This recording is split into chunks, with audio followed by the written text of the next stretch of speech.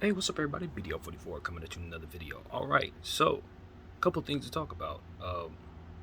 Isaiah Stewart signed a $64 million 4-year extension, I believe it is. Either it's 3 years or 4 years. I'm sorry, I come unprepared. I just saw this on my phone, and it's significant because they, the Pistons, are loading up on bigs and are potentially in a position to have Isaiah Stewart at a discount, uh, at a max extension over the long term. It's not right now, but 3 year, 3 year, four, that could be a discount depending for whoever acquires it. Because I'm certain they're gonna end up moving it because you got Wiseman in place, you got Duran in place, and as we're seeing in the summer league, they have synergy. So you're probably gonna want to keep them together.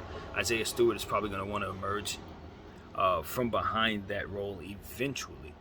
And because of it, I'm pretty certain he won't love that role over the long haul. But for now, I'm sure he's loving that check and the years attached to it as well. Isaiah Stewart is a guy who, you know, I think his upside is still pretty good because his 3-point shot is starting to develop, and he's already shown signs of being able to do some really serious shot blocking in this league and some rebounding as well. So um, I like what he can be in regards to helping with a very large frame against certain types of players like Embiid and you know, guys that are going to be coming into the league that are huge. Paolo Banchero, Giannis, uh, Jokic, obviously in the Western Conference. So you're just going to want to make sure that you keep as many of those bigs on your team as possible. And plus, with the guy that they have there in Wiseman, you just don't know what type of injury history well, not history, but what type of injuries he could be facing based on the history that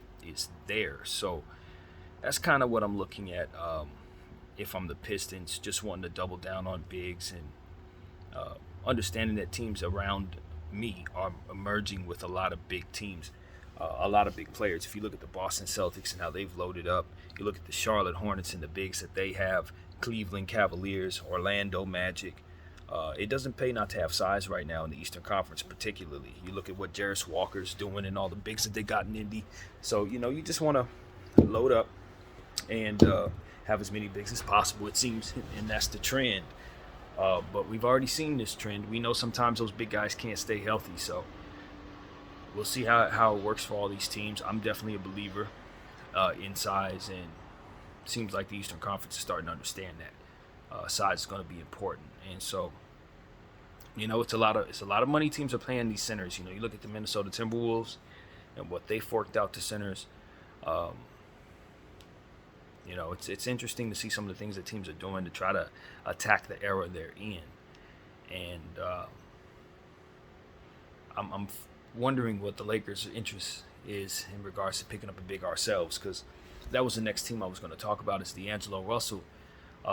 Speaking of LA Lakers, had his contract guaranteed for $36 million for the 2 years, and waived his. They worded it in such a way to say not so no trade clause, but is a no trade clause. So it's a kind of you know an understanding that he won't get in the way of any trades whatsoever, so long as we secure this second year and give him the option. So that's what the Lakers have done, and I'm not against it. It frees up some more flexibility for us. Um, the contract is now movable, which I never knew that it would not be. But essentially, he's telling everybody ahead of time that, yo, I'm down to be traded if it comes to that.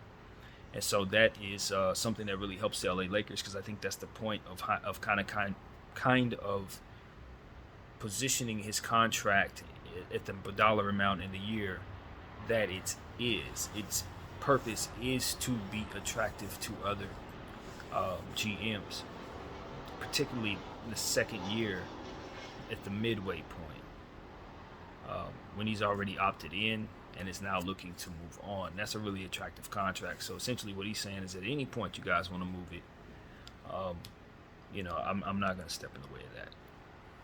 And so, as we know, that gives you leverage. We talk about it all the time. That allows you to have a lot more to say about what happens in trade in regards to what you're going to get back. And so, That's always what the Lakers want in this era. We want flexibility, uh, young players, and just overall upside surrounding LeBron James and Anthony Davis, and we've succeeded. So I think this works for D'Lo. It gives him the type of dollar amount that he's used to, closer to the dollar amount anyway, for at least a couple years, or 2 years to be exact. And yeah, it allows the Lakers to have his services for the time being, which I think could actually be very useful while we're trying to develop Jalen Hood-Schifino.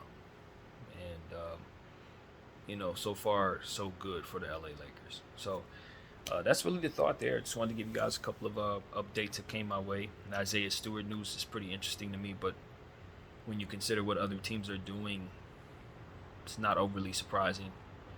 And yeah, that's pretty much all it is. DDL44. I thank you all for watching. Out.